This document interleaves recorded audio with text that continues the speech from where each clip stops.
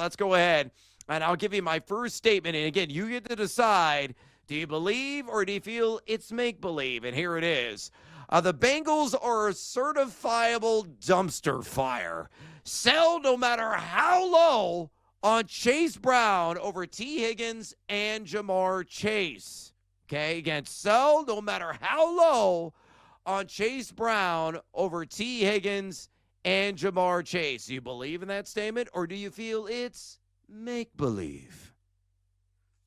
I'm kind of torn between the middle, right? But I'm going to go make-believe. So I have some serious concerns about the Bengals' offensive line.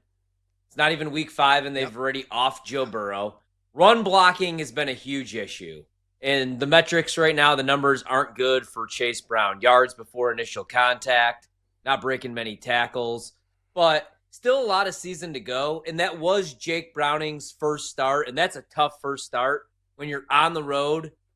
Really tough place to play in Minnesota and against a Brian Flores defense. I thought Browning would have fared better against the blitz like he did 2 weeks ago against Jacksonville, but this is why I bet Minnesota in the game. So, the problem is, though, man, Brad, is here's why I'm torn. Look at the upcoming schedule. Broncos defense. That Lions defense was actually pretty solid last night. Packers after that. Steelers, Jets, Bears. But, the next couple weeks still could be a little rough for Chase Brown. But I don't want to just sell for anything. I'm going to hold on Chase Brown. I might look like an idiot here in a couple weeks, but I'm going to hold with the Bengals. Look, it's make-believe. I have the maple syrup here. I'm a major Chase Brown getting down enthusiast. There you go. And a guy I was extraordinarily high on to begin the fantasy football season. But, of course, that was with Joe Burrow.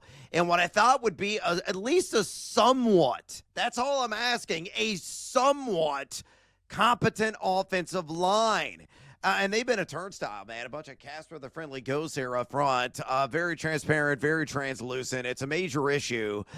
Next to Ashton Jeanty, Chase Brown, those are the only two backs that are negative right now in yards before contact in the NFL. That's extraordinary to me. Now, given the sample size being 3 games in, the schedule's not great for Chase Brown upcoming. You get the Denver Broncos, a number 16 rush EPA defense. Then you get Detroit, a number 2 in rush EPA defense, and Green Bay on the road, number 11 in rush EPA defense. It's not going to get better over the next 3 weeks, but you can't sell maybe 50 cents on the dollar right now? The one saving grace for Chase Brown is he is number 1, numero uno among all running backs, an opportunity share at 95.6%. He's number 19, respectable standing there, and total yards created, number 20 in total missed tackles forced. However, 2.04 yards after contact per attempt because he has no breathing room. He's getting swarmed under immediately when he touches the rock. He's got the 13th easiest remaining strength of schedule. Again, it will get better from week 10 on. There is a slim chance that Joe Burrow could return in December in time for the fantasy football playoffs. I'm going to hold as well on Chase Brown. Truth be told, I have Jahmyr Chase in 2 leagues. I'm shopping him right now to see what bites. Give him the big name, and I'm not going to sell him for just on the cheap. I'm not going to ship him off for a 6-pack of Schlitz anytime soon. But I'm going to see what the market bears.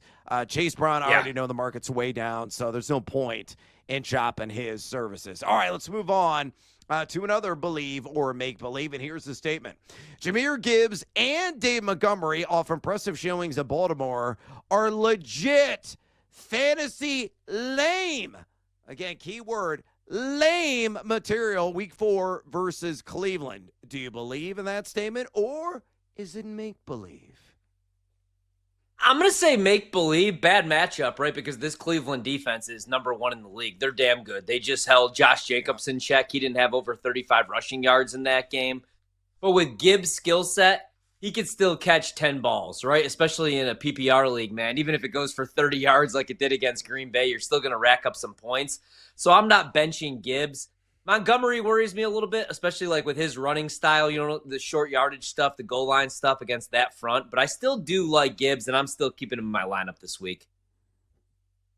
I'm not going to advocate for benching Jahmyr Gibbs because he's kind of a jack of all trades. Given that multidimensionality, as you just outlined, he could get bottled up in the trenches. Honestly, he wasn't that great between the tackles last night against the Ravens, who were number 31 in rush EPAD after that showing last night. I mean, they've been a team that he could take advantage of up front, but he can beat you in myriad ways. Again, as a pass catcher, heavily utilized there.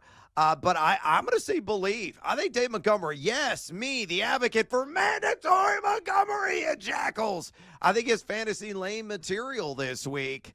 He was outstanding last night. Buck 51, a couple of touchdowns, had a catch for 13 yards. Extraordinary effort by mandatory Montgomery and Jackals.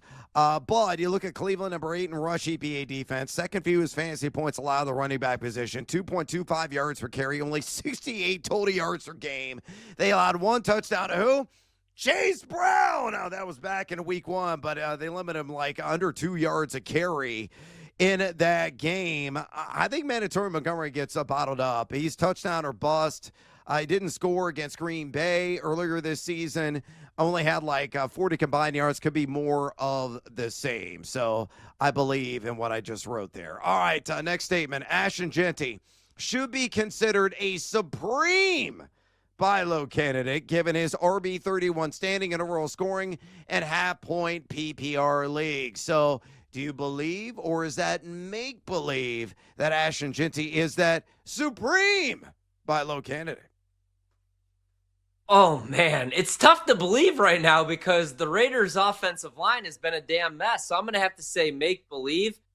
I wanted to believe that the offensive side of the ball, that their scheme was going to improve because they bring over Chip Kelly. You look at his history with running backs. It's Pete Carroll is the head coach, Geno, all those weapons, but it doesn't look very good. And so I don't know, man, because they're not getting much push up front. And this was the case a couple of years ago with Josh Jacobs. Then he leaves, he goes to Green Bay, and he has a career year. So I'm going to say make-believe. Love the player. Don't right now love the system or the players around him.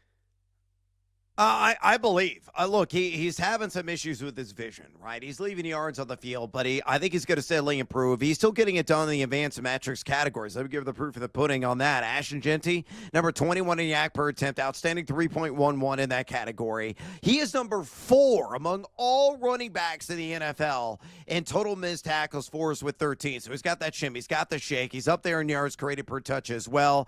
The opportunity share is massive at 78.3%. It is number 7 in the NFL in that category. And look at the schedule coming. You get the Bears, number 23 in rush EPA defense. You get Indy, number 27 in rush EPA defense. And you get the Tennessee Titans, dead last in rush EPA defense. Better days are on the immediate horizon. The buy low window is about to slam shut on Ashton Jeanty. So pitch that low ball offer now while you still can. All right, let's work in more believe or make believe. One more. Quentin Johnston is one of the highest recommended sell high candidates among wide receivers. Currently, he's WR4 in fantasy scoring. So Quentin Johnston, is he a sell high candidate? Believe or make believe? I'm going to say believe depending on need, right? I don't think he's going anywhere in that offense. Justin Herbert really trusts him. He's actually hanging on to the football. He could create separation. Perfect fit for that offense when he's catching football. But, depending on your need, like right now I'm really desperate for a running back. So I'm going to say, yeah, I would sell high on Quentin Johnston. I don't know if this is sustainable. There's going to be more colder weather games. It's been a nice start to the season. They're really pass happy right now. Still Greg Roman, though, calling plays. That going to be the case all year long, man, especially when the season wears on. So I would sell high right now if I really needed a running back or a tight end or, other needs. All right, to go William Wallace, Mel Gibson, and Braveheart. Hold. Just wait. Pump the brakes on that because here's the schedule upcoming for the LA Chargers. Again, at the New York Giants this week, number 24 in dropback EPA defense. Then you get the Commanders the following week, number 19 in, dropback EPA defense. And then at Miami, dead last in dropback EPA defense. That's in week 7. So after that 3-game span, I think Johnson's going to, probably ball out a couple of those games. Then I would entertain shopping his services and seeing what you could get in return. He does have the 11th easiest remaining strength of schedule for a fantasy wide receiver. Again, a guy that's absolutely crushing it right now, top 10 in overall fantasy points, 22% of the team target share, that's 7.0 targets per game. He's number 15 in total air yards, number 13 in total yak, 17.1 yards per catch, the 7th highest mark among eligible targets. Number 11 as well in red zone target percentage.